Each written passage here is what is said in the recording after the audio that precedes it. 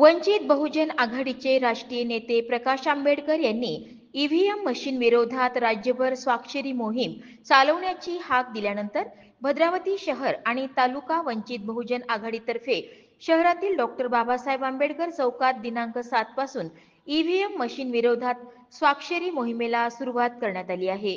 सदर स्वाक्षरी मोहीम दिनांक 16 डिसेंबर पर्यंत चालणार आहे।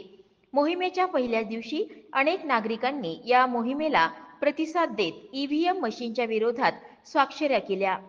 सदर मोहिमेत वंचित आघाडीचे प्रदेश सदस्य कुशल मेश्राम, तालुका अध्यक्ष विशाल कांबळे, महिला आघाडी तालुका अध्यक्ष संध्याताई पेटकर, सुनील खोब्रागडे, प्रकाश पेटकर, देवेंद्र वानखेडे, सुमेध घुटके, राखीताई रामटेके, सीमाताई ढेंगळे, वैशाली चिमुरकर, लता टिपले आदी सहभागी झाले आहेत। जय भीम, नमस्कार सर्वांना।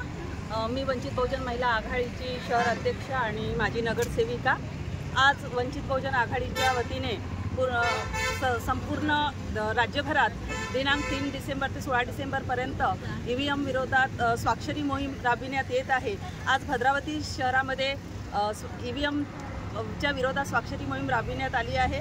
आम्हाला जो आज आत्ता जस्ट निकाल लागलेला होता भद्रावती वरोरा विधानसभाचा आणि पूर्ण राज्यभरात पूर्ण एका बाजूने निकाल लागला आणि तो कुठेतरी ईव्हीएमच्या घोळमुळे निकाल लागलेला आहे। म्हणून आम्हाला ईव्हीएमवर निवडणुका नको तर या बॅलेट पेपरवर निवडणुका झाल्या पाहिजे अशी आमची पक्षाची मागणी आहे। त्यामुळे पूर्ण राज्यभरात ही स्वाक्षरी मोहीम चालू आहे। तर सर्व जनतेला विनंती आहे की पूर्ण सर्वात जास्तीत जास्त संख्येने या स्वाक्षरी मोहीममध्ये सहभागी होऊन ईव्हीएमला बॅन करावं अशी आमची पक्षाच्या वतीने मागणी आहे।